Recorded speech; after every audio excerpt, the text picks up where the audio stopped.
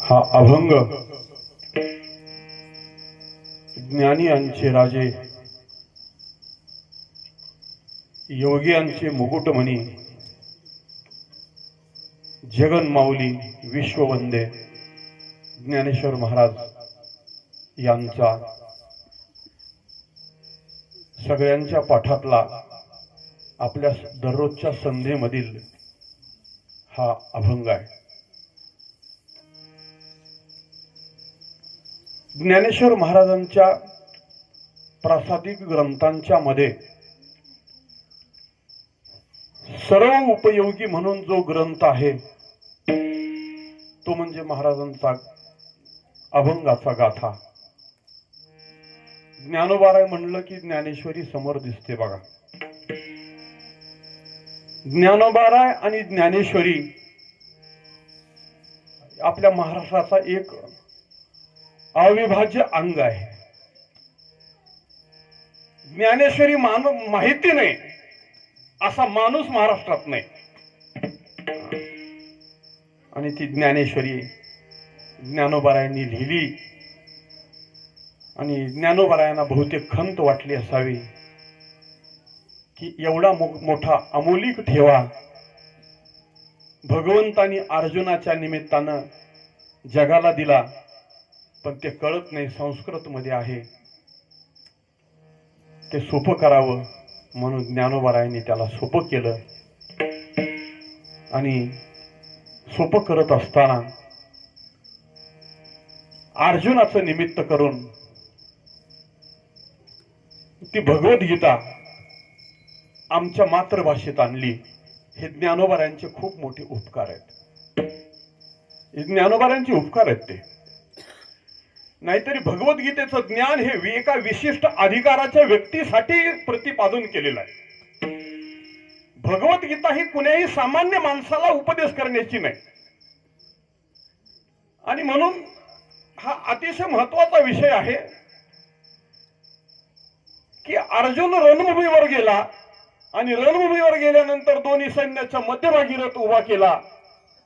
आदेश दिला भगवंताला की तुम्ही माझा रथ दोन्ही सैन्याच्या मध्यभागी नेऊन उभा करा. आणि अर्जुनानं त्या रथामध्ये उभं राहून पाहिलं आपलं 7 अक्षयणी सैन्य आणि कौरवांचं 11 अक्षयणी सैन्य, असं एकूण 18 अक्षयणी सैन्य यांच्याकडे अर्जुनानं दृष्टिक्षेप टाकला. आणि अर्जुनाच्या मनामध्ये विचाराची काहूर निर्माण झाली.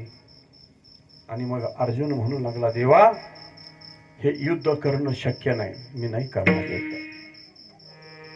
आणि युद्ध का करणार नाही त्याचं उत्तर, त्याची कारण मीमांसा ज्ञानोबारायांनी भगवंतानी भगवद्गीतेच्या पहिल्या अध्यायामध्ये किंवा ज्ञानेश्वरीच्या पहिल्या अध्यायामध्ये विषाद योग वर्णन करताना सांगितला.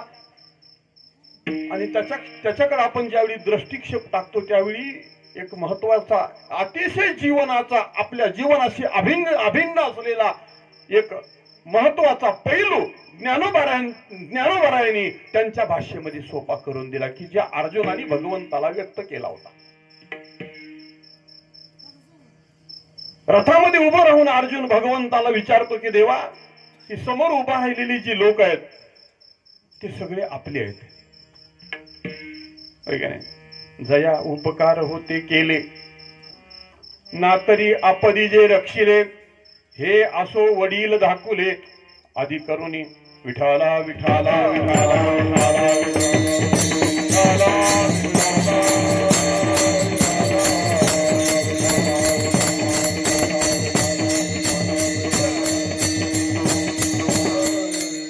पहिल्या अध्यायाचा विषाद योगाकडे बघितल्यानंतर असं वाटतं की अर्जुनाचं म्हणणं काही सुद्धा खोटं नाही. आणि असा कोण माणूस जगामध्ये जन्माला आलेला आहे की आपल्यापेक्षा वडीलधाऱ्या माणसाचा आपण आदर करावा, त्यांना इजा होऊ नये, त्यांना त्रास होऊ नये अशा प्रकारचं वर्तन करावं, हे कोणाला मान्य होणार नाही. ज्या भीष्माचार्यांनी त्या सोमवंशावर एवढा उपकार केला आणि त्या भीष्माचार्यांना मी माझ्या हातानं बाण मारून त्यांचा वध करू, हे करणं शक्य नाही असं अर्जुन म्हणतो. आणि काय खोट आहे हो? होय, आपल्या अंगात अवसान असलं म्हणजे आजोबाला मारावं का? मारू नये ना. चुलत्याला मारावं का? मारू नये. चुलत भावाला मारावं का? मारू नये. मेवण्याला मारावं का? मारू नये. आणि हे सगळे समोर उभा होते, सगळे समोर उभा होते आणि अर्जुन म्हणतो मी ह्याला मारणार नाही. अर्जुनाचं काय खोटं आहे सांगा?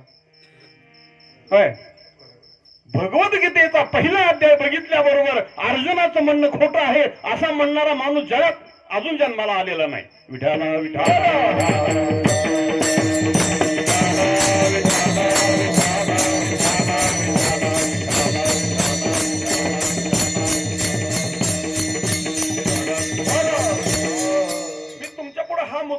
उपस्थित केला की माणसाच्या जीवनात अशा काही समस्या येऊन उभं राहतात आणि त्या समस्येचं निराकरण त्यावेळी माणसाला असं वाटत असतं की माझंच बरोबर आहे. आपल्या बी जीवनात आपलं चुकतंय आणि आपण रस्ता चुकून लांब जातो. याचं कारण अर्जुनाच्या जीवनात रस्ता चुकला आणि अर्जुनाला भगवंतासारखा सद्गुरू जवळ होता, म्हणून अर्जुनाला भगवंतानी योग्य रस्त्यावर आणलं. नाहीतर आपलं चुकलं तर आपलं चुकलंय असं आपल्याला वाटत नाही. तसं अर्जुनाला बी माझं चुकलंय असं वाटत नव्हतं. त्याचं नाव विषादेव काय, विठाला विठाला विठाला.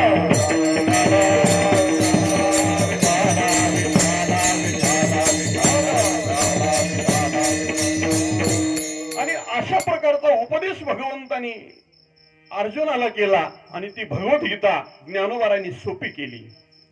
आणि त्या भगवद्गीतेमध्ये जे ज्ञान सांगितलंय तेच ज्ञान ज्ञानोबारायांनी ज्ञानेश्वरीत प्रतिपादन केलं, पण ते आम्हाला कळलं नाही. हे ज्ञानोबारायांच्या लक्षात आलं त्यावेळी ज्ञानोबारायांनी ते ज्ञान अर्जुनाचा अधिकारी जो आहे त्यालाच लक्षात येतं, दुसऱ्याला कळत नाही. हे ज्ञानोबारायांना पण खात्री पटली आणि ज्ञानोबाराय बहुतेक नाराज झाले असावेत की आता हे काही एवढा मोठा सयास केला ज्ञानेश्वरी लिहिण्याचा, पण लोकांना कळली नाही. आणि मग ज्ञानोबारायांनी दुसरा पर्याय शोधला. त्यांच्या जीवनामध्ये परमार्थिक जीवन, तसं तरी ज्ञानोबाराय हे सिद्ध होते. सिद्ध कशामुळे म्हणतो मी, तर जन्माला आल्यानंतर अगोदर मग काही कळत नसताना मग गुरुजी काठीवाटी एक पासून शिकवतात, होय की नाही. काठीवाटी एक पासून शिकवतात, पुन्हा पहिलीच जातो, मग 10वी होते आणि मग पदवी होते. पण ज्ञानोबा असे कुठल्या शाळेत गेले होते? होय, ज्यांना कुठलीही शाळा माहिती नाही असं जीवन कोणाचं, तर ते ज्ञानोबारायांचं. नवे नवे त्यांना कुठलंही शिक्षण घेण्यापूर्वी ज्ञानोबाराय पूर्ण ज्ञानी होते, जन्मतः ज्ञानी होते. उपजताची ज्ञानी हे वर्म जानोनी,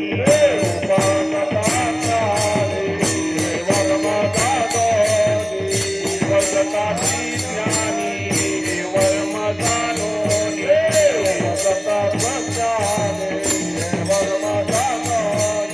आले लोटांगणी चांग देव, चांग देव, आले लोटांगणी चांग देव, चांग देव,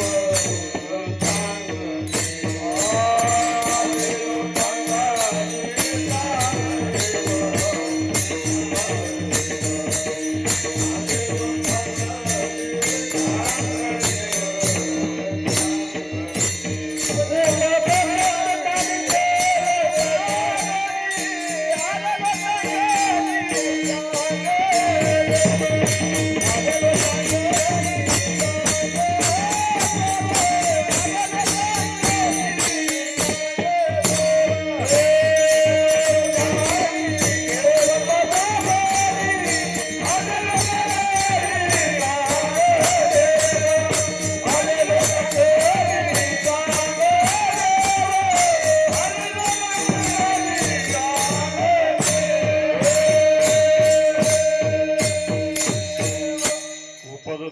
ज्ञानी हे वर्म जाणूनी, आले लोटांगणी चांगदेव.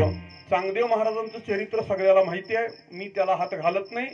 मला माझ्या मुद्द्यावर यायचंय की ज्ञानोबारायांनी ज्ञानेश्वरी लिहिली.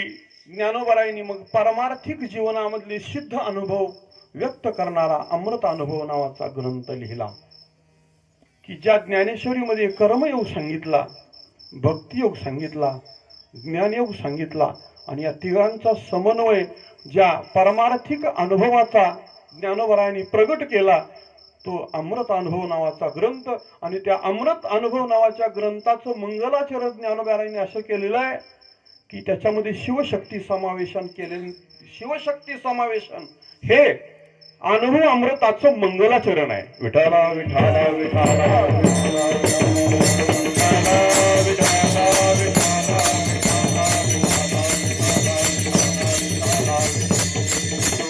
हेही लोकांच्या लक्षात येत नाही. ज्ञानोबारांना त्याची खात्री पटली आणि मग ज्ञानोबारायांनी त्याही पेक्षा सोपा म्हणून अभंगाचा गाथा तयार केला. आणि तो अभंगाचा गाथा तयार करत असताना वयाच्या 16व्या वर्षापर्यंत जेवढी अभंग लिहिलेली आहेत तिथपर्यंत ज्ञानदेव म्हणे असं लिहिलेलं आहे.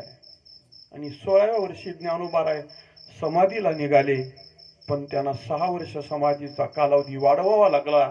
आणि त्या 6 वर्षाच्या कालावधीमध्ये ज्ञानोबारायांनी जेवढे अभंग लिहिले तेवढ्या अभंगाला बाप रखुमा देवीवर ज्ञानदेव म्हणे असं न लावता ज्ञानोबारायांनी त्याला बाप रखुमा देवीवर असं लावलं. त्याच्यामध्ये 2 कारण आहेत. एक, आमचा जगनियंता भगवान हा जगाचा बाप आहे आणि रखुमा देवी ही जगन्माता आहे, म्हणून बाप रखुमा देवीवर. दुसरं कारण असं आहे की ज्ञानोबारायांचे वडील विठ्ठलपंत आणि त्यांची माता पण रुक्मिणी माता, म्हणून त्या दोघांचा नामोल्लेख त्या 6 वर्षाच्या कालावधीमध्ये ज्ञानोबारायांनी जेवढे अभंग लिहिले त्याच्यामध्ये ज्ञानोबारायांनी बाप रखुमा देवीवर असा उल्लेख केलेला आहे. असा ज्ञानोबारायांचा गाथा जगाच्या पुढे ठेवला. पण ज्ञानोबारायांना तरी सुद्धा समाधान वाटलं नाही आणि म्हणून ज्ञानोबारायांनी 27 अभंगाचा हरिपाठ नावाचा अमोल ठेवा आमच्या पुढे ठेवला. आणि या 27 अभंगाचा हरिपाठ आहे. या हरिपाठातील शेवटचा 27वा अभंग आज आपण सेवेसाठी घेतलेला आहे. विठाला विठाला विठाला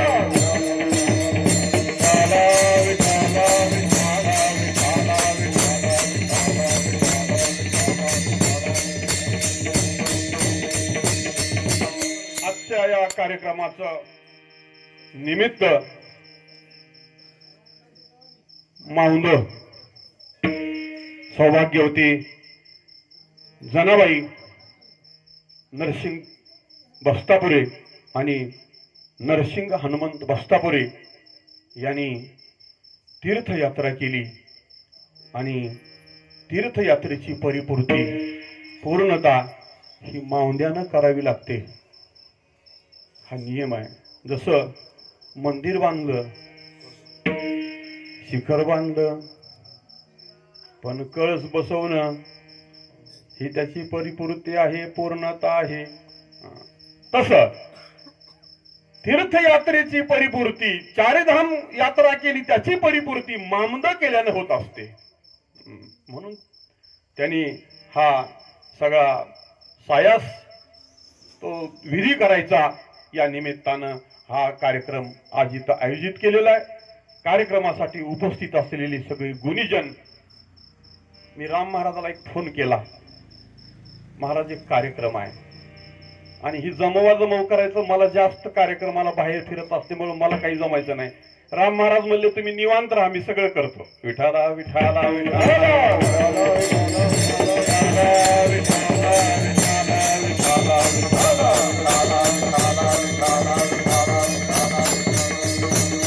सगळी प्रेमातली मंडळी आमचे शिवाजी महाराज हाक मारल्याबरोबर येतात.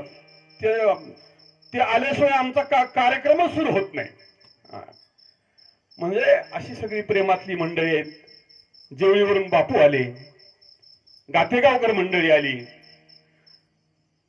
म्हणजे सगळ्यांचं प्रेम आणि आमच्या हाकेला ओ देणारी माणसं, या सर्वांच्या सहकार्यानं हा कार्यक्रम, या कार्यक्रमाला आज सेवेसाठी घेतलेला जो अभंग आहे तो ज्ञानोबारायांचा आणि हरिपाठामधील 27वा अभंग आहे. हरिपाठाचे अभंग किती?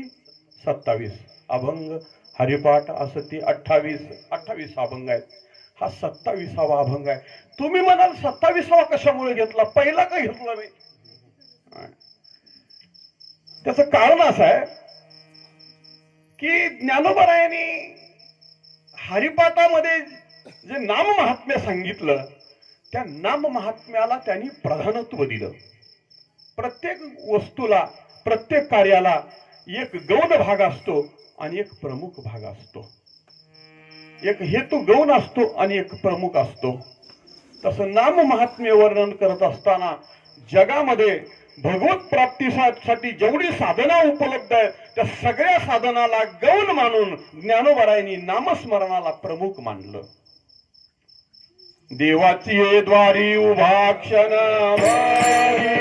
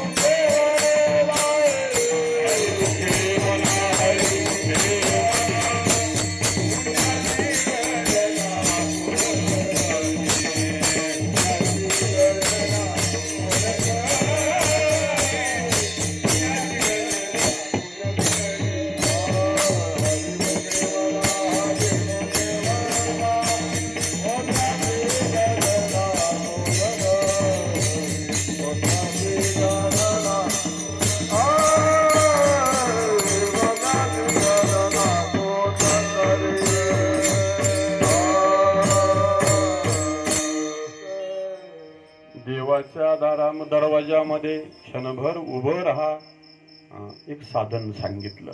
आता देवाचं द्वारक म्हणजे काय मी अनेक वेळा प्रतिपादन केलेलं आहे, मी त्याच्यात आता हात घालणार नाही. पण मी एक मुद्दा तुमच्या पुढे उपस्थित करतो की देवाच्या दरवाजामध्ये एक क्षण उभं राहणं ही एक साधन आहे आणि त्याची फलश्रुती सांगतात. देवाचं द्वार म्हणजे काय तर जिथून घरामध्ये प्रवेश करायचा असतो त्याला दार असं म्हणतात.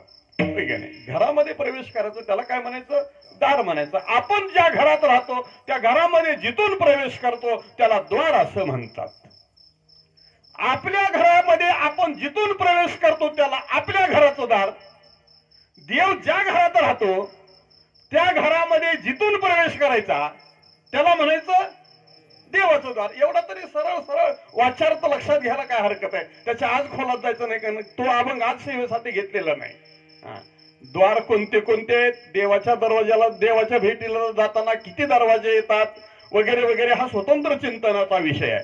पण जगद्गुरु तुकाराम महाराजांचं अनेक ठिकाणी प्रतिपादन आहे. त्याचप्रमाणे आज ज्ञानोबा या हरिपाठाच्या प्रथम अभंगामध्ये असं बोलतात की साधन सोपं आहे, साधन थोडं आहे आणि साध्य मात्र खूप मोठं आहे. पण या साधनाचा ज्ञानोबारायांनी आमच्या पुढं ज्यावेळी साधनाचं महत्व वर्णन केलं त्यावेळी या भगवत प्राप्तीसाठी नामस्मरण हे सोपं साधन आहे आणि या नामस्मरणाशिवाय बाकीची सगळी साधना नाहीत का, सगळी साधन आहेत. यज्ञ करणं देवाच्या प्राप्तीसाठी, तपश्चर्या करणं देवाच्या प्राप्तीसाठी, की नाही. पण ज्ञानोबारायांनी त्याला गौणत्व दिलं कारण ते अवघड आहे. आमच्या माणसाला भगवद्गीतेची ज्ञानेश्वरी केली तर कळना आणि मग ही यज्ञ कधी करावा आणि यज्ञ कधी जमावा. यज्ञ करणं सोपं आहे का?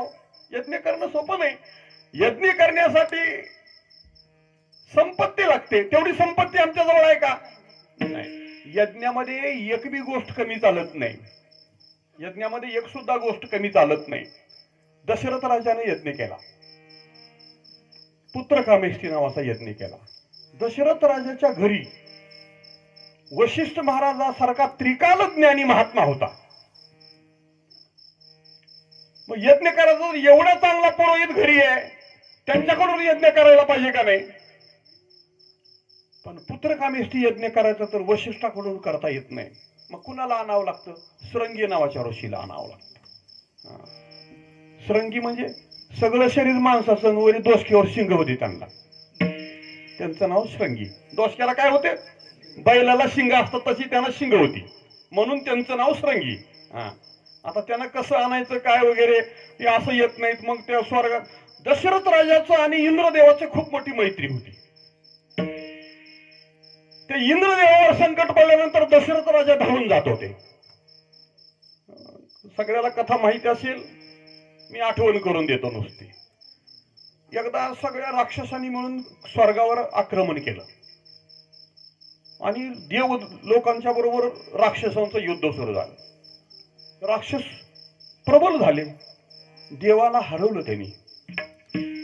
इंद्रदेवानं निरोप पाठवला दशरथ राजाला, तुम्ही आताच्या आता या. आता स्वर्गात जायचं असलं तर आपल्याला आता जाता येतंय का? जायचं म्हणलं तर आधी मरावं लागतंय, बरोबर आहे ना? स्वर्गात जायचं म्हणलं तर आधी मरावं लागतंय, मग आपल्याला स्वर्गात जाता येतं. इंद्रदेवानं निरोप पाठवल्याबरोबर दशरथ राजा गेला, नुसता गेला नाही, रथ घेऊन गेला युद्धाला. पण दशरथ राजाला 3 राण्या होत्या. बाकीच्या स्त्रिया किती होत्या ते सोडा, त्याच्या 3 मध्ये काही ही आवडती होती. ती म्हणली तुम्ही चालला स्वर्गात तर मला बी यायचे.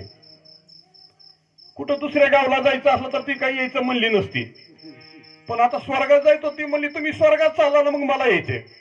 मग ती म्हणली अगं मी काही लग्नाला चाललो नाही का, मामद वगैरे नाही तिथं, मी कशाला चाललोय, युद्ध करायला चाललोय. तू कशाला येते? नाही नाही म्हणले मला यायचंय.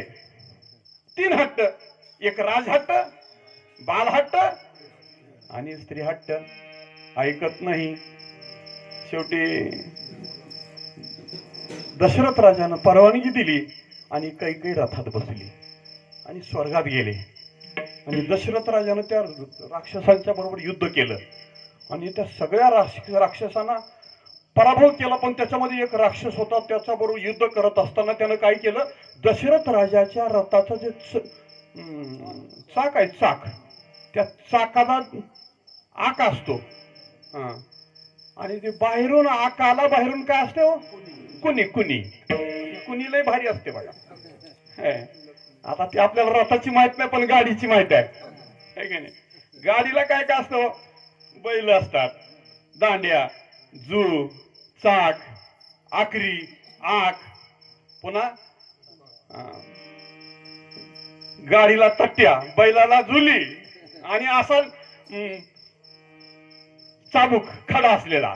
आणि तसाच तो गाडी हाणणारा सुद्धा दिमागदार, आणि तो गाडीत बसला. पण गाडीला फक्त काय नाही, कुणी नाही. कुणी चलत का? कुणी नाही तर कुणी नाही, मध्ये कुणी बसत नाही. फक्त कुणी नसले तर चालत नाही. तसं त्या दशरथ राजाच्या रथाला कुणी होती लावलेली बाहेरून, आणि त्या राक्षसानं युद्ध करत असताना बाण मारला आणि कुणी पासून आक उडवून टाकला. म्हणजे त्याच्यामुळे कुणी पण निघून पडली. कुणी निघून पडल्यावर आता दशरथ राजाचं तर युद्ध चालू होतं. बायको काही संगी गेलेली होती, तिनं बाहेरून हात घातला आणि रथाला धरलं त्या आकाला, आणि युद्ध संपेपर्यंत सोडलंच नाही. किती बहादर असेल ती बाई. आणि दशरथ राजा विजयी झाला, आणि विजयी झाल्यावर बघतो तर बायकोनं असं धरलंय. कशाला? त्या आकाला बाहेरून धरलंय. आणि हिनं धरलं म्हणून मी युद्धात जिंकलो. म्हणून दशरथ राजा खूप खुश झाला आणि त्याने सांगितलं मी तुझ्यावर खूप खुश झालो, काय मागायचं ते माग. ती म्हणली महाराज मला स्वर्गात यायचं होतं, तुम्ही नग म्हणत होता, आणलं ह्याच्यापेक्षा दुसरं काय, तुमच्यासारखा नवरा असल्यावर काय मागायचं, मला काय मागायचं नाही. नाही तू आज मागावंच लागतंय मला दशरथ राजाला, काय मागायचं ते माग, मी देतो, मी द्यायला तयार आहे. बरं ठीक आहे, मग किती देणार? 2 वर देणार आहे. बरं राहू दे, मी पुन्हा कावा तर घेते. काय आता नाही जेव्हा लागेल तेव्हा घेते असं सांगितलं त्या कैकेयीनं. आणि ती पुन्हा कावा मागितलं माहित आहे का तुम्हाला?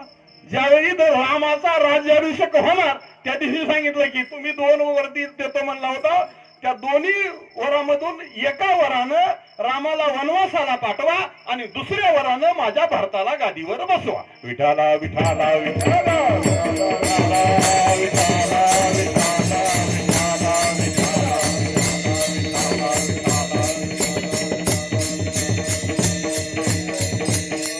इकडे कशामुळे आलो आपण तर दशरथ राजाकडे वशिष्ठ महाराजासारखा ज्ञानी पुरुष असून, त्रिकाल ज्ञानी असून, त्या दशरथ राजानं श्रृंगी ऋषीला आणावं लागलं. म्हणजे यज्ञ करणं अवघड आहे.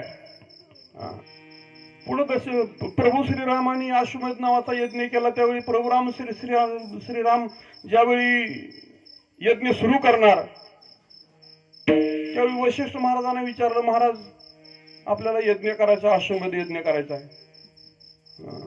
मग जुडीनं बसावं लागते म्हणले. त्यावेळी सुद्धा माहिती होती का? कुठं होती? रानात अरण्यात पाठवून दिल तर रामानं. वशिष्ठ महाराजांनी सांगितलं, तुम्हाला यज्ञ जर करायचा असला तर सीतेला घेऊन या. ती म्हणली आता आणणं शक्य नाही, मग दुसरी करा. दोघं असल्याशिवाय बसा येत नाही. ती म्हणजे दुसरी बी करायची नाही आणि तिला बी आणायची नाही. तर मग वशिष्ठ महाराज म्हणाले, तुम्हाला यज्ञ करता येणार नाही. मग यज्ञ करणं सोपं आहे का? नाही. दशरथ राजासारख्याला यज्ञ करणं अवघड आहे, तर आम्हाला काय सोपं आहे का? म्हणून ज्ञानेश्वर महाराजांनी यज्ञाला गौण मानलं आणि त्याच्यापेक्षा आम्हाला श्रेष्ठ मानलं. योग याग विधी येणे नोहे सिद्धी, वायाची उपाधी दंभ धर्म. योग करणं अवघड आहे, यज्ञ करणं अवघड आहे, तपश्चर्या करणं अवघड आहे. म्हणून सोपं साधन सांगितलं, सोपं साधन. तुका म्हणे सोपे आहे सर्व.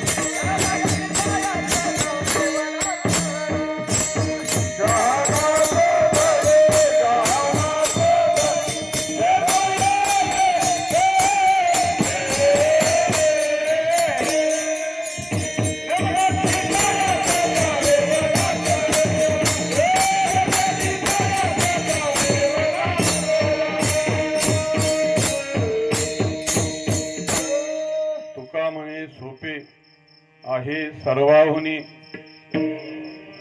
मोठ्या माणसाचं बोलणं असं असतं बघा. आपण किती सरळ म्हणतो. तुकाराम महाराज असं म्हणाले, काय? तुका म्हणे सोपे आहे सर्वाहुनी. सगळ्यात सोपं आहे, सगळ्यात सोपं आहे. पुढे काय म्हणतात? शहाणा तो धनी. मग सोपं आहे तर शहाणा कशाला लागते? येड्याला बी जमाव की. तिथं शहाणा लागतो. म्हणजे नामस्मरणासारखं साधन सोपं जरी असलं तरी सुद्धा तिथं काही पथ्याची गरज आहे. तिथं काही पथ्याची गरज आहे. आपण कुठलंही साधन ज्यावेळी अवलंब करतो त्यावेळी त्या साधनाच्या माग त्याचं व्रत महत्वाचं असतं आहे. म्हणून ही सगळी साधना सांगितल्या. आणि या सगळी साधना करत असताना आम्ही जर भगवंताचं चिंतन करत असू तर ती साधना फलद्रूप होते. यज्ञ करत असलो तर यज्ञ बी केल्यानंतर यज्ञ करत असताना देवाचं नामचिंतन चालू असेल तर यज्ञ सफल होतो. तपश्चर्या केली, तपश्चर्यामध्ये भगवंताशी अनुसंधान आणि भगवंताचं चिंतन असेल तर तपश्चर्या सफल होते. नाहीतर मग कुठलं तरी विघ्न मध्ये येतं. बारक्या सारख्याचं नाही, ज्यांनी 60,000 वर्ष तपश्चर्या केली त्यांचं तपश्चर्याचं फलश्रुती फळ त्यांना मिळालं नाही. त्याच्या मग एकच हेतू आहे. आपण जे कर्म करतो ते कर्म करत असताना आपणाला कुठलं कर्म करायची बुद्धी निर्माण होते तर ते आपल्या मागच्या कर्मावर अवलंबून आहे. बघा, खोटं बोलायची, मी सरळ सरळ बोलतो. जर खोटं बोलायची संधी मिळाली आणि खोटं बोलावं असं वाटत असलं आणि माणूस खोटं बोलू लागला की मग ह्याचं मागचं पाप आहे म्हणून त्याला आता खोटं बोलावं वाटते. दुसऱ्याला फसवायची वेळ संधी मिळाली आणि दुसऱ्याला फसवायला प्रवृत्त झाला त्याचं पाप आहे समजायचं मागलं. होणारा सारखी बोधे होणारा सारखी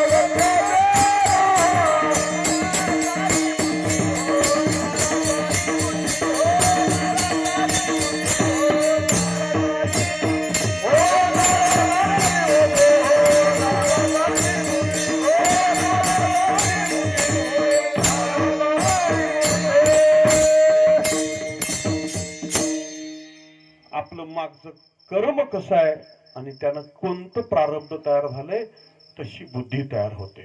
होणारा सारखी बुद्धी प्राप्त होते. मागचं जर पुण्य कर्म असेल तर चांगली बुद्धी प्राप्त होते. केलं कर्म झाले त्याची भोगाले. केलं कर्म झाले त्याची भोगाले. केलं कर्म झाले त्याची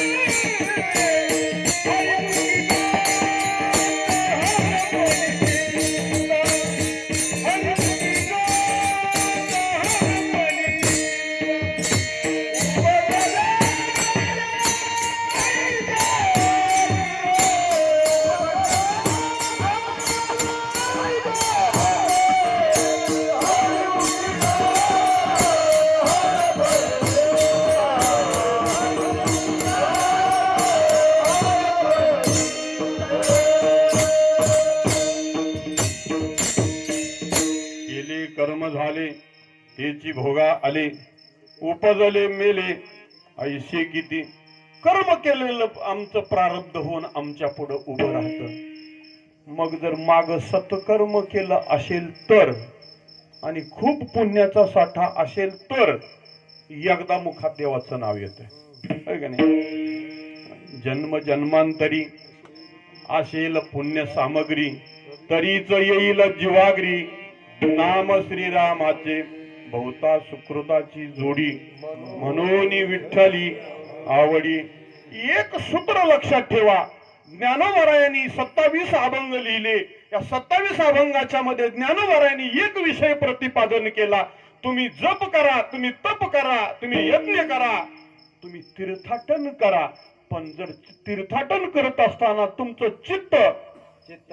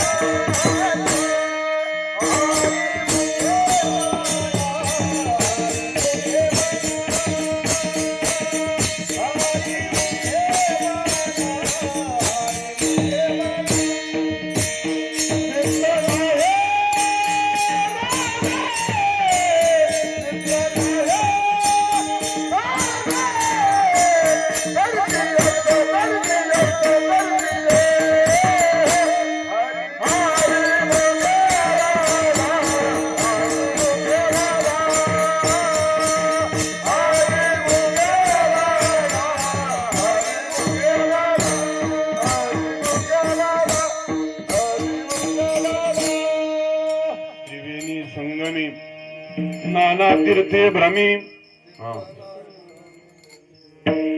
प्रत्येक तीर्थाला जा. आता ही तीर्थयात्रा करणारी मंडळी इथून निघण्यापूर्वी त्यांचा सगळा प्रोग्राम ठरलेला असतो. कुठल्या देवावरून कुठल्या देवाला जायचं, किती दिवसाचा मुक्काम कुठं पडणार. त्याच्यामध्ये त्रिवेणी प्रयाग क्षेत्र हे सर्वोत्तम क्षेत्र म्हणून सांगितलं. तिथं 3 नद्यांचा संगम आहे. गंगा, यमुना, सरस्वती यांचा संगम आहे. तिथं स्नान केलं म्हणजे स्नान केल्यानं पुण्य प्राप्त होत असतं. तीर्थाला जायचं असेल तर सश्रद्ध भावनेनं जा. तिथं गेल्यानंतर भगवंताचा कुठला अवतार झाला, कुठल्या अवताराचा इथं काय संबंध आहे, तिथलं देवाचं काय चरित्र आहे, ते चरित्र श्रवण करावं. हे त्या तीर्थयात्रेमधील अतिशय महत्वाचं अंग आहे. पण एवढं सगळं करत असताना तीर्थाला गेला आणि तिथं गेल्यानंतर खाण्याची चिंता. आणि गावाकडे कसं झालंय की याची सारखी चिंता. मग चित्त कुठं आहे? तीर्थात आहे का? चित्त तीर्थात नाही, चित्त गावात आहे, चित्त संसारात आहे. तुकाराम महाराज म्हणाले, ज्ञानोबाराय म्हणाले की तुम्ही हे करत असताना तुमचं चित्त तिथं ठेवा, भगवंताला ते समर्पण करा. आणि अजून एक महत्वाचा मुद्दा सांगितला बघा तीर्थाटन करण्यासाठी. जोपर्यंत शरीरात अवसान आहे तोवर जावं. जो रे सकळ सेध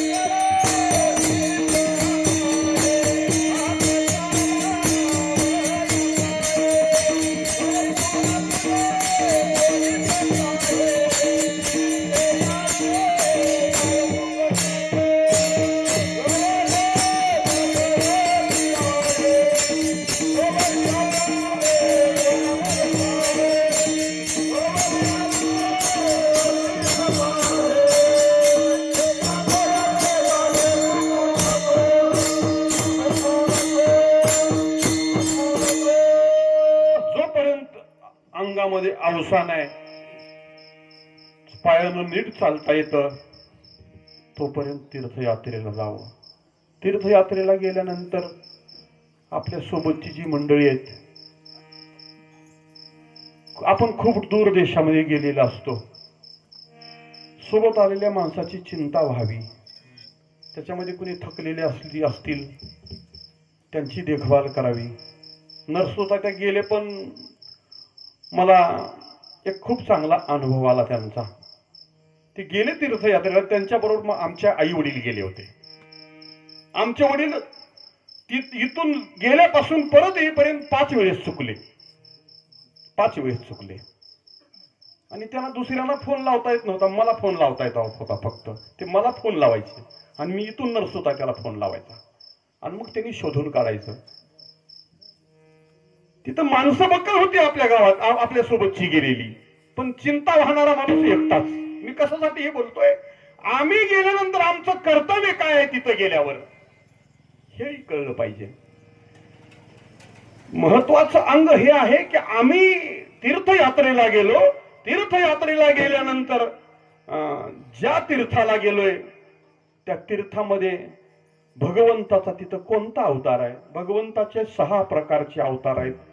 अंश अवतार, अंशांशी अवतार, आवेश अवतार, कला अवतार, किती झाले? 4 झाले.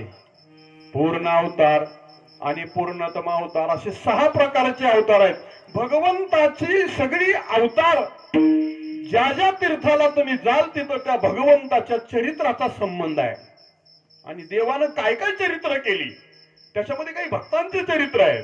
सगुण चरित्रे परम पवित्रे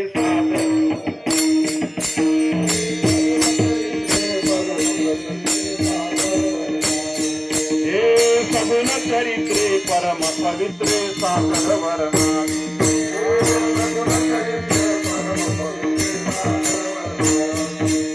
सज्जन वृंदे मनोभावे अभिवंदावे सज्जन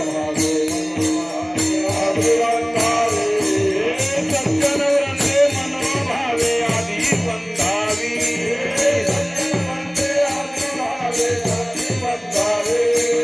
संत संगे अंतरंगे नाम बोलावे संत संगे अंतरंगे नाम बोलावे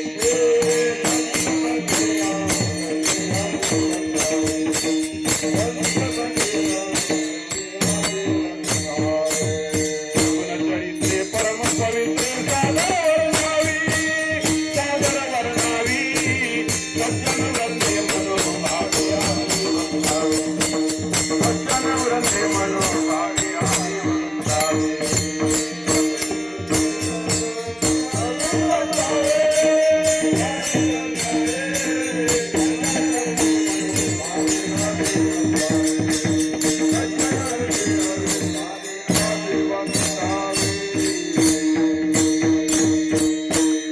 सगळे तीर्थ म्हणजे काय हरिवंश आहे आणि त्या हरिवंशाचा संबंध प्रत्येक तीर्थात आहे हरिवंश पुराण हरिनाम कीर्तन हरिविन सौजन्य नेणे काही ही तीर्थ आहेत आणि या सगळ्या तीर्थाच्या ठिकाणी भगवंताचा संबंध आहे कोणत्या तीर्थामध्ये भगवंतानं कोणता अवतार धारण केला तिथं कुठला भक्त झाला त्या भक्तांचं चरित्र काय ते समजून घ्यावं लागतं आणि हे समजण्यासाठी आमच्याकडे पुराण आहेत पुराण किती 18 पुराण किती आहेत 18 देवाचं वर्णन करणारा अजून कोण आहे वेद आहेत वेद किती 4 चहुवेदी दान काही शास्त्रीय कारण 18 ही पुराणे हरिशिगादी आणि आम्हाला हे सगळं बघण्यासाठी आमच्या शरीराचा मोह आणि त्याचा प्रतिबंध आडवा येतो जगद्गुरु तुकाराम महाराजांनी अनेक ठिकाणी याचं चिंतन केलंय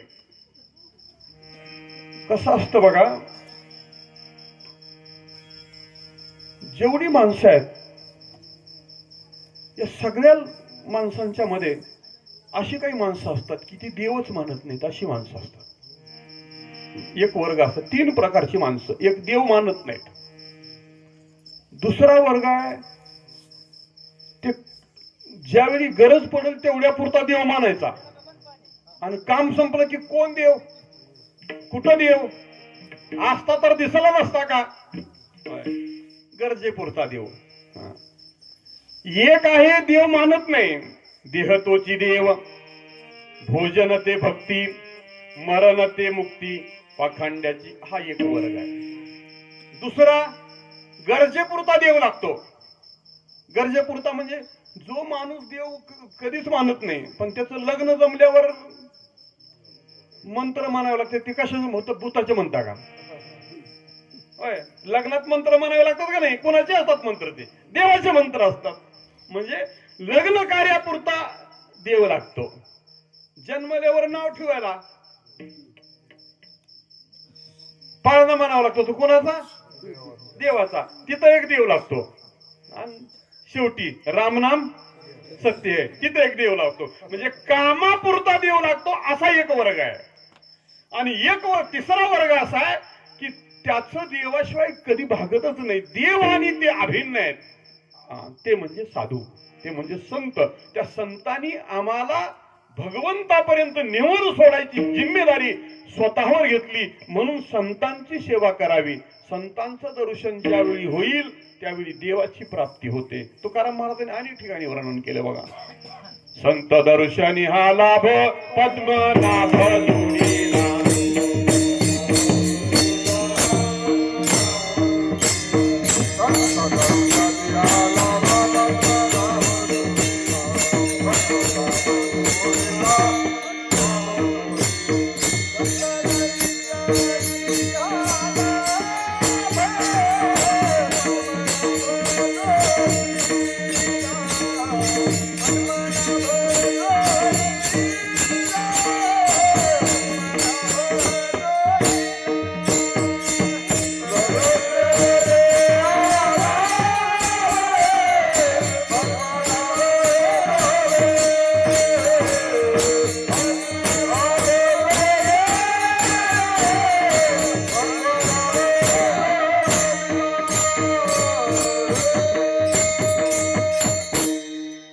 देवदर्शनी हा लाभ पद्मनाभ जोडीला. तिसरा जो वर्ग आहे याला कुठं जायची गरज नाही. न लगती सायास जावे म्हणाला त्यांच्यासाठी आहे. कोणासाठी? ज्यांच्या चित्तात दिवस न कळे रात्री न कळे अंगी खेळे दैवत सारखं त्याचं चिंतन आहे. बोलण्याची नाही आता देवाविन काही. त्यांच्यासाठी त्यांना कुठं जावं लागत नाही. म्हणून जो उत्तम अधिकारी आहे त्याला कुठं जायची गरज नाही. म्हणून तीर्थाला जाणारा मध्ये दोन प्रकार, एक सामान्य आणि दुसरा असामान्य. आता ज्ञानोबारायासारखे असामान्य त्यांनी पण तीर्थयात्रा केली. ज्ञानोबारायांनी तीर्थयात्रा केली, पण ज्ञानोबाराय कोणालाही घेऊन गेले नाहीत. नामदेवरायांच्याकडे आले आणि नामदेवरायाला म्हणाले तुम्ही माझ्यासोबत तीर्थयात्रेला चला.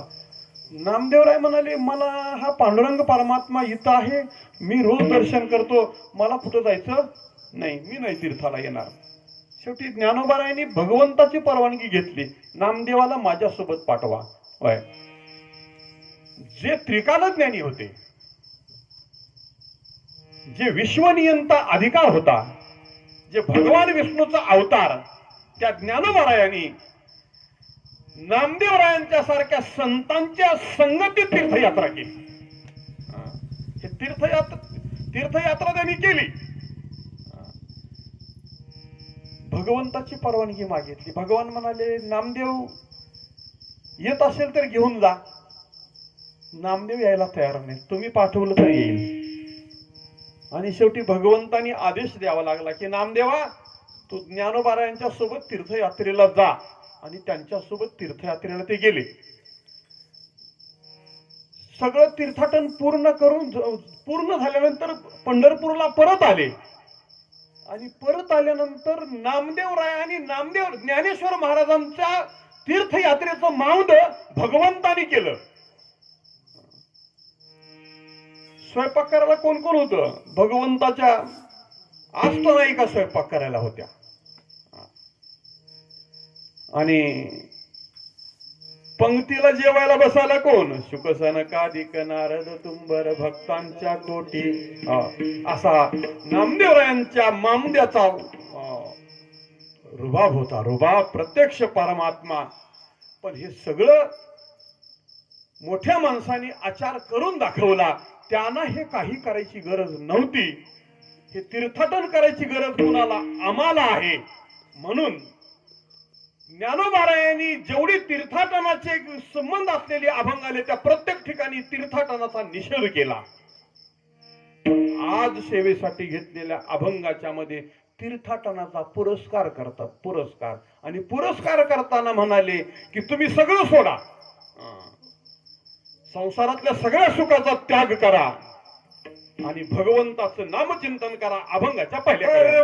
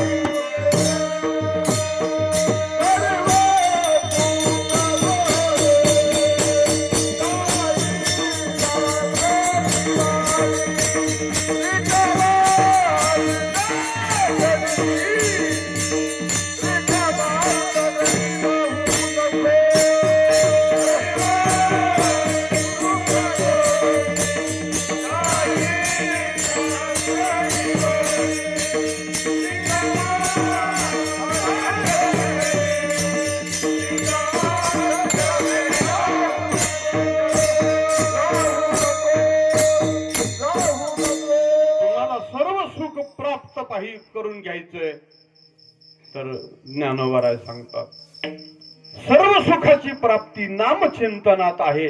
पण नामचिंतनाचा पुरस्कार ज्यांनी केला ते 4 वेद 18 पुराणाबरोबर 6 शास्त्र आहेत. शास्त्र 6 आहेत आणि त्या 6 शास्त्राचे 5 कर्ते आहेत. सांख्यशास्त्र, न्यायशास्त्र, योगशास्त्र, वैशेषिक शास्त्र किती झाले? 4 झाले. पूर्व मीमांसा आणि उत्तर मीमांसा असे 6 शास्त्र आहेत. आणि या 6 शास्त्रांनी भगवंताचं वर्णन केलं आणि भगवंताचं वर्णन करत असताना भगवंताचं नाम श्रेष्ठ कसं आहे या 6 शास्त्रांनी आम्हाला गळी उतरून दिलं, सिद्ध करून दाखवलं की न्यायशास्त्राचा करता सांगतो तुम्हाला जर भगवंताची प्राप्ती करून घ्यायची असेल तर अखंड नामचिंतन करा.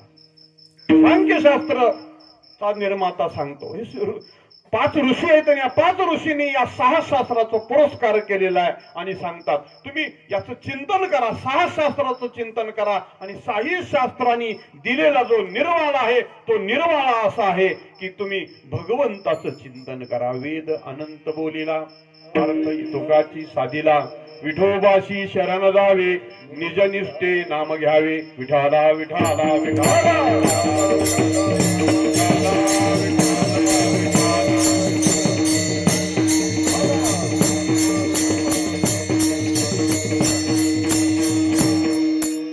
शास्त्र 18 पुराण आणि 4 वेद काय सांगतात तर त्यांनी एक सूत्र सांगितलं परमात्मा सत्य आहे. जगात काय खरं आहे? सत्य आहे फक्त परमात्मा सत्य आहे. सत्य संकल्पात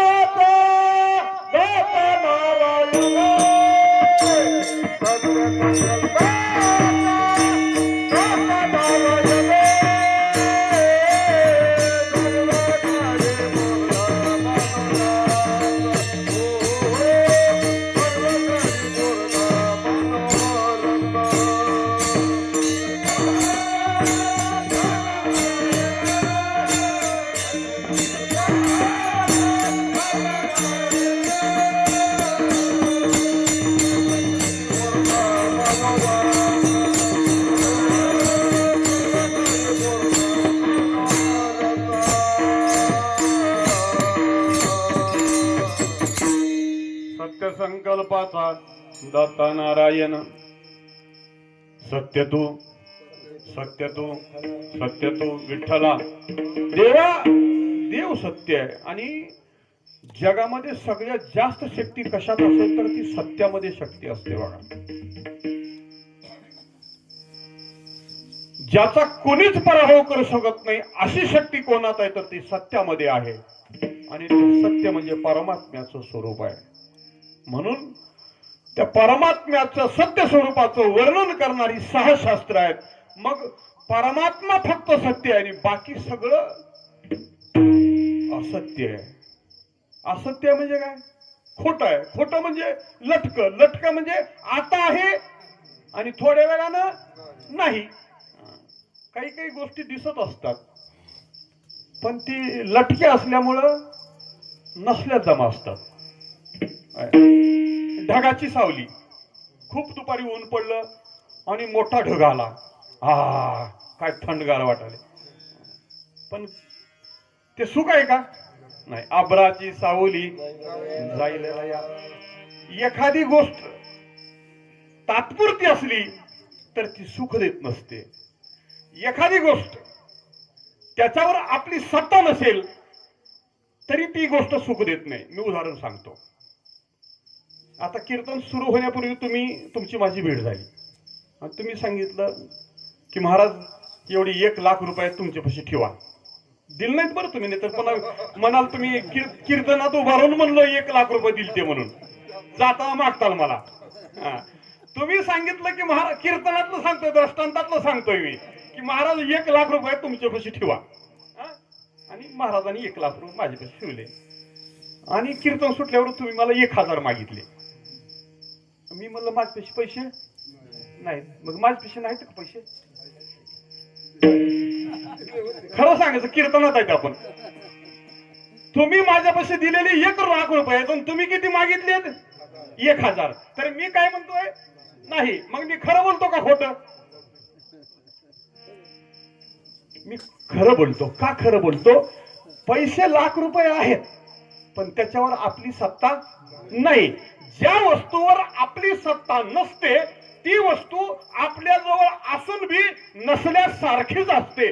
तसं आपलं शरीर आणि संसार, त्याच्यावर आपली सत्ता नाही.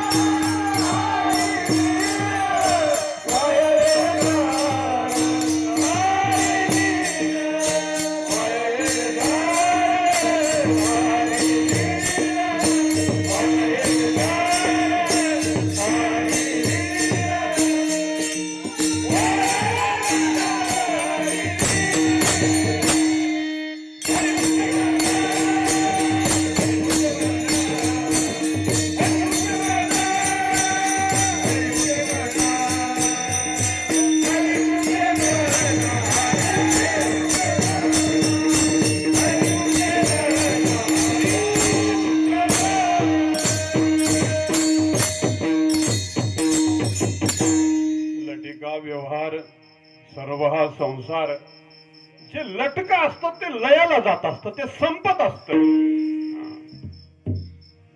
आणि जे सत्य असतं ते कायम राहत असतं. ते पांडव वनवासामध्ये असताना घटना घडली होती. दुपारची वेळ आहे आणि धर्मराजाला तहान लागली. पाणी आहे का बघायला सहदेवाला पाठवलं आणि सहदेव गेला. तिथं तलाव होता, त्या तलावामध्ये पाणी, तहान लागली होती. अगोदर पाणी प्यावं आणि मग ते जवळ असलेली जी काही कळशी आहे ती भरून घेऊन जावी म्हणून पाण्याजवळ वाकल्यावर सांगितलं, अरे थांब, पाणी पिऊ नको, आणि माझ्या परवानगीशिवाय पाणी पिलं तर तू मरशील. तुला पाणी प्यायचं असेल तर मी विचारलेल्या प्रश्नाचं उत्तर दे आणि मग पाणी पे. यक्षानं विचारलं. सहदेवानं ऐकलं नाही. त्यानं पाण्याला हात लावला, घोट घेतल्यावर गतप्राण झाला. मग तीच गती नकुलाची झाली. ती दोघं आलं नाहीत म्हणून पुन्हा भीमदादा गेला, अर्जुन गेला, अर्जुनाची तीच परिस्थिती झाली. चारही भाऊ गेले आणि चारही भाऊ मृत्युमुखी पडले. आणि माझे 4 भाऊ गेले तिकडच कसे आले कसे नाहीत म्हणून धर्मराज गेले. आणि धर्मराज गेल्याबरोबर धर्मराजही पाणी पिण्यासाठी वाकल्यावर त्या यक्षाने विचारलं, धर्मा पाणी पिऊ नको, तुला जर पाणी प्यायचं असेल तर मी विचारलेल्या प्रश्नाची उत्तर दे, आणि जर तुम्ही माझ्या प्रश्नाचं उत्तर दिलं तर तुझे मेलेले 4 भाऊ मी उठवतो आणि तुला पाणी पण देतो प्यायला. आणि त्याच्यातला पहिला प्रश्न विचारला होता, सूर्य उगवतो आणि आकाशामध्ये चढतो, त्या सूर्याला चढण्यासाठी शक्ती कोणाची असते, असा पहिला प्रश्न आहे.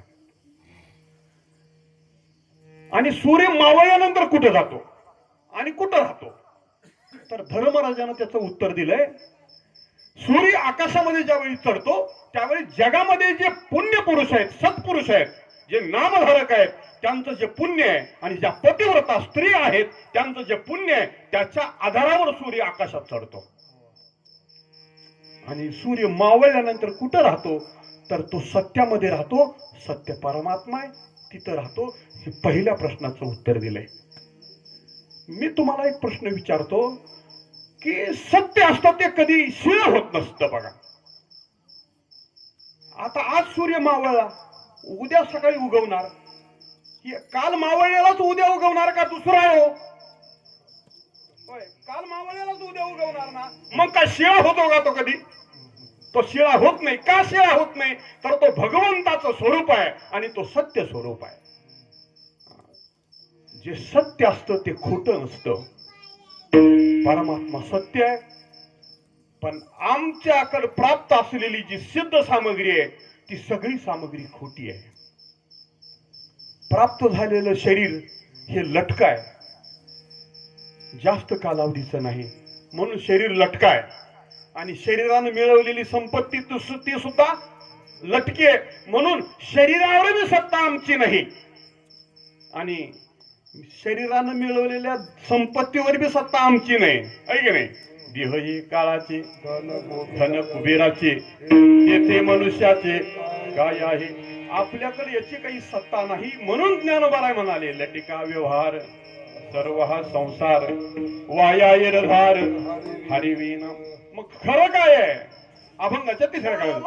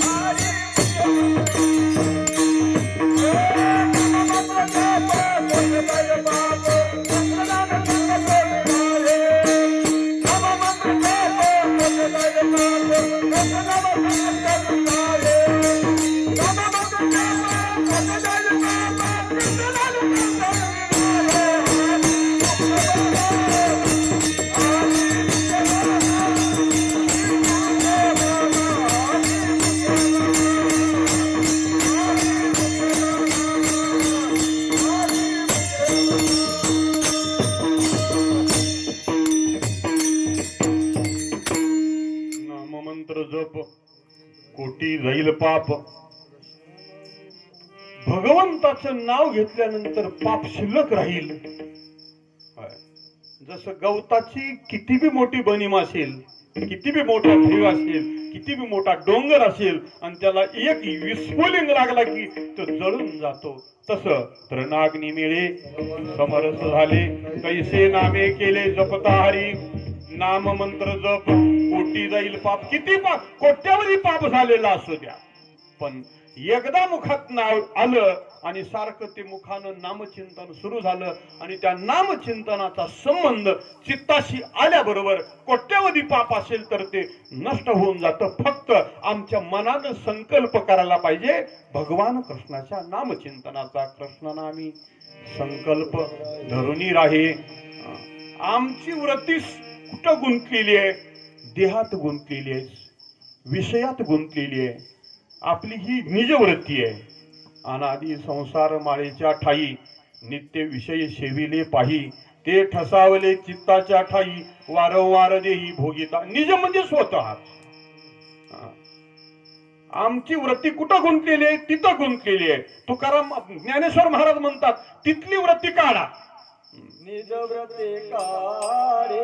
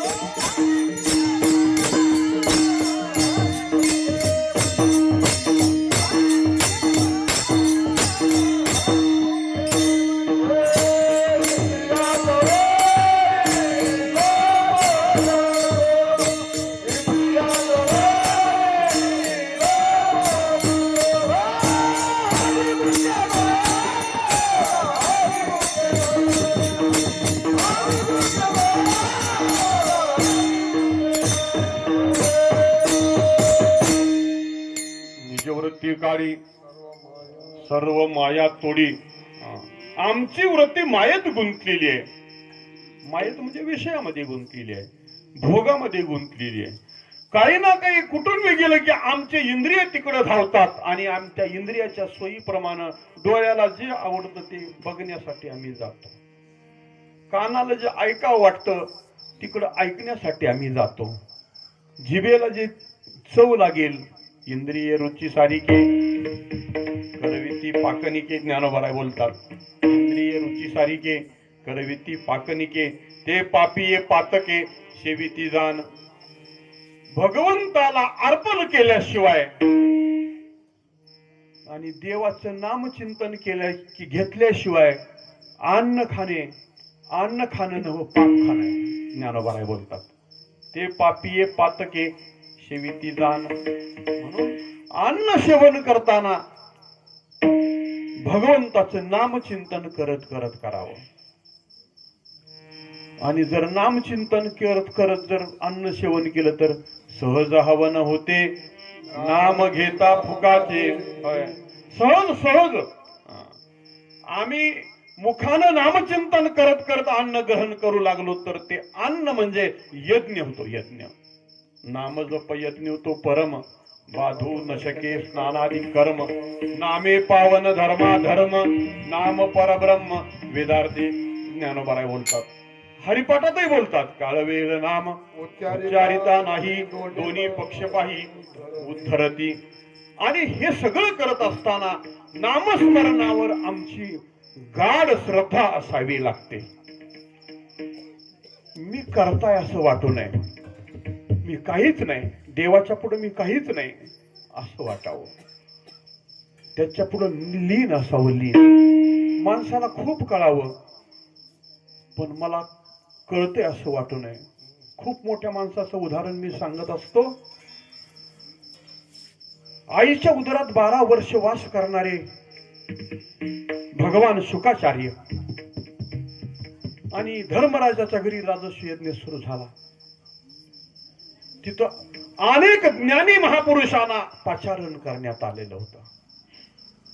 शुकाचार्य जर आले तर त्यांच्या पायावर पांडवांनी लोटांगण घातलं असतं असा ज्यांचा अधिकार.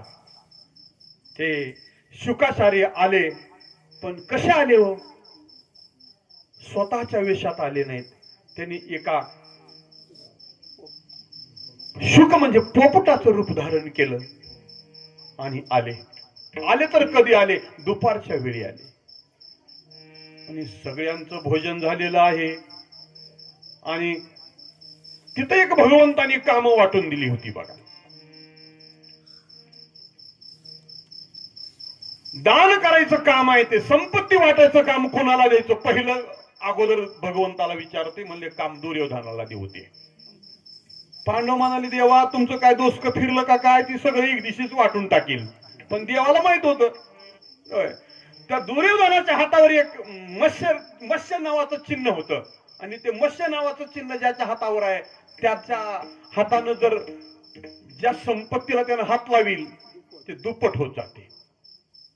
हे भगवंताला माहिती होतं.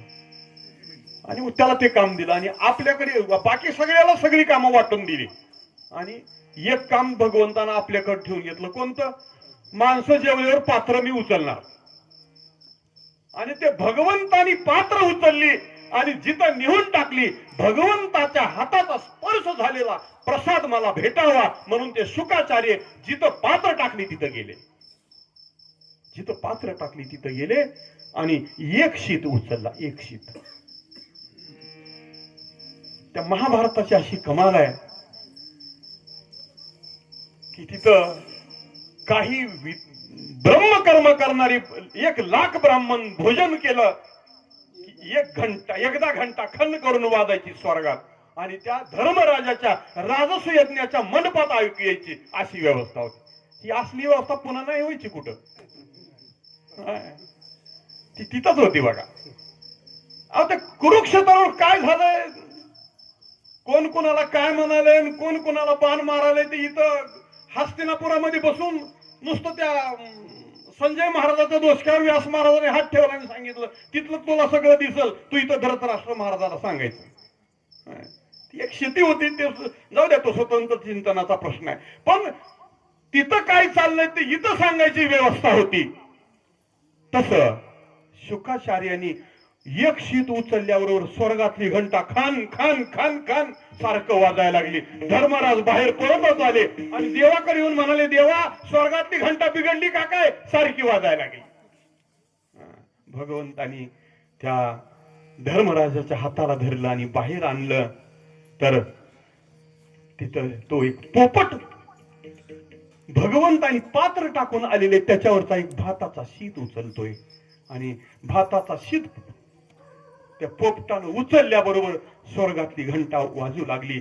म्हणून आम्हाला जर आमचं हित व्हावं वाटत असेल तर अगोदर नम्र व्हा.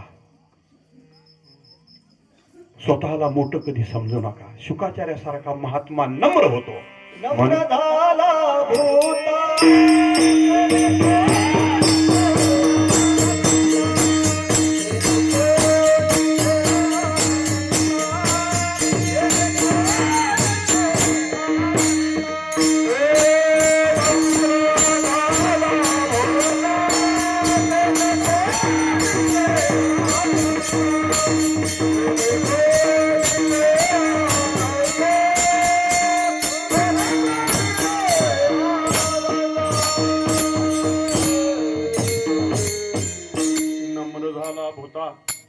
तेने कोंडिले अनंता. ज्ञानोबा बोलतात बघा. म्हणून थोरपण परा सांडिजे मग युत्पत्ती आगवी विसरीजे. जगा धाकुटे होईजे तै जवळीक माझी. मी त्यांच्या जवळ राहतो की जो नम्र झालेला आहे त्यांच्या आधीन होतो मी. आणि ज्ञानोबा तेच बोलतात. नामचिंतन करत असताना भगवंताच्या पुढे नम्र व्हा. मी ज्ञानी आहे असं म्हणू नका.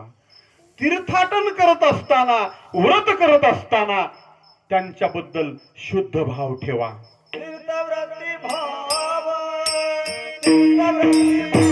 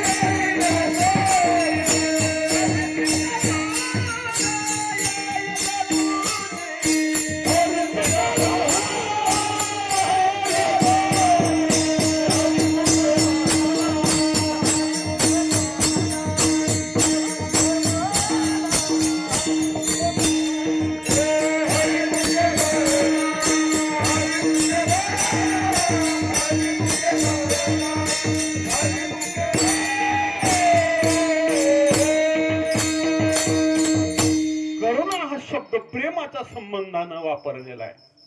तीर्थव्रती भाव धरी रे करुणा, शांती दया पाहुणा, हरी करी शांत असावी व्रती, अंतःकरणामध्ये दया असावी.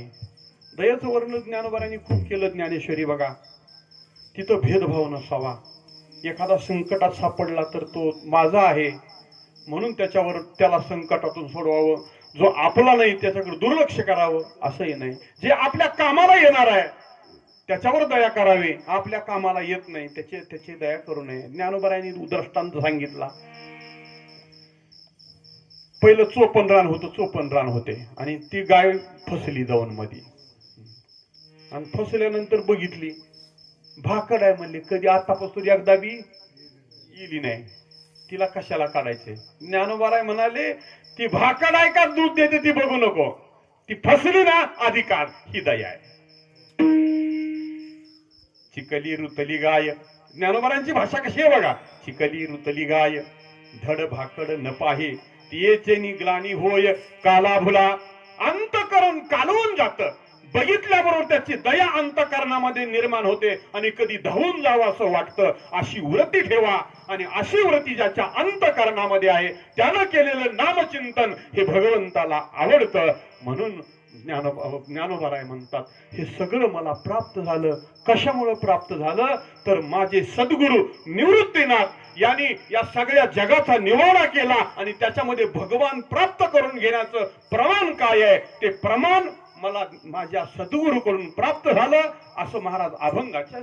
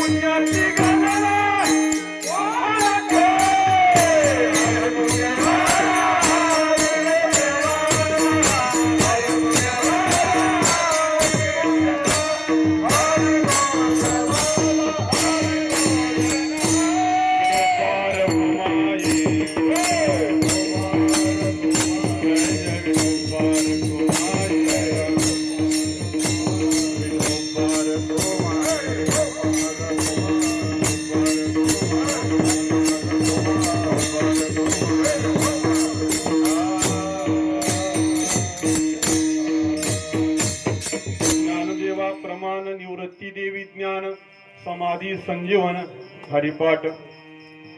माझे सद्गुरू हे निवृत्ती आहेत आणि निवृत्ती ही अवस्था अगोदर वृत्तीवर असलेल्याला वृत्ती गेल्यानंतर निवृत्ती होत असते. वृत्ती हे निवृत्ती झाली जन न दिसे ते महाराजांचीच भाषा आहे. पण माझे सद्गुरू तसे नाहीत, ते मूळचेच निवृत्ती आहेत. निवृत्ती जया नाव अमृत अनुभव. निवृत्ती जया नाव निवृत्ती जया भरव जया निवृत्तीची राणीव निवृत्तीच. आणि माझे सद्गुरू त्यांनी माझ्यावर असे उपकार केले आणि मला हा अमोल ठेवा दिला. तर मला त्याच्यातून आता उतराई होता येत नाही. तर उतराई होण्यासाठी मी काय केलं? ज्ञानोबाराय बोलतात, हे वाचारून यया न फिडवेची मरुनिया. मी त्यांच्या पायावर जीव जरी ठेवला तर त्याच्यातून मी उतराई होऊ शकत नाही. पण आता मी त्यांच्या पायावर नतमस्तक झालो, पाया पडलो त्यांच्या आणि त्याच्यातून निवृत्त झालो. हे वाचारून यया न फिडवेची मरुनिया. ते पाया पडून मिया सोडविले. ते ज्ञानोबाराय बोलतात,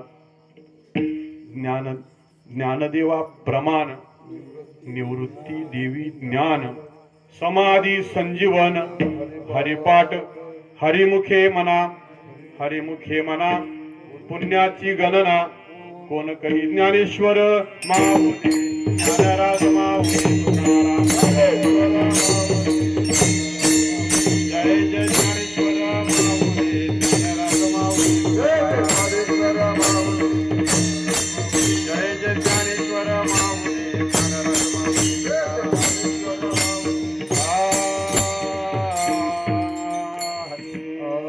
विठ्ठल जय जय विठ्ठल.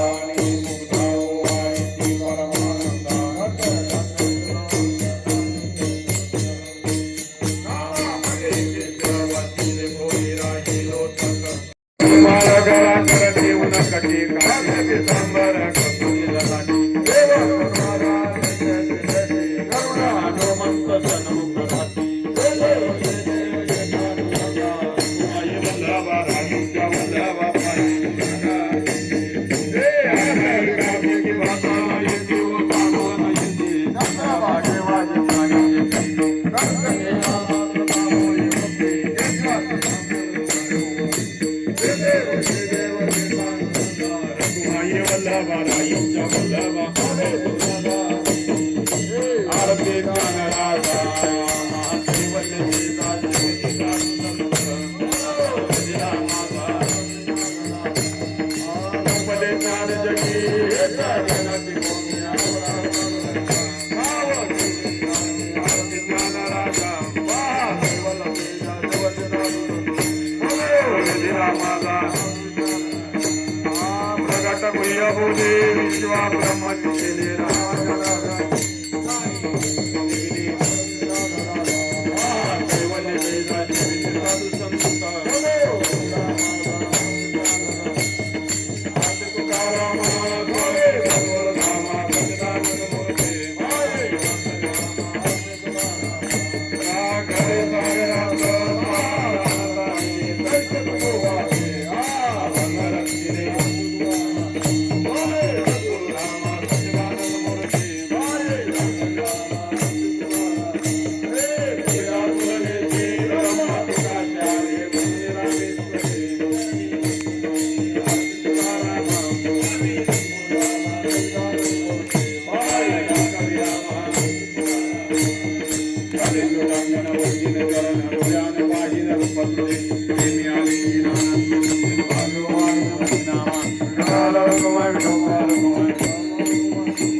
याची व्हावी माझी आस पंढरीचा वारकरी संत संगे सर्व काळ पंढरीचा वारकरी चंद्रभागे स्नान पंढरीचा वारकरी विठ्ठल रकुमाई विठोबा रकुमाई विठ्ठल रकुमाई विठोबा रकुमाई अकल्प आयुष्य व्हावे तयाकुळा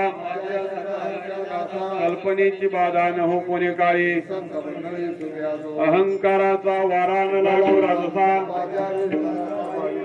नामा म्हणे तयासावे कल्याण ज्ञानदेव तुकाराम ज्ञानदेव तुकाराम ज्ञानदेव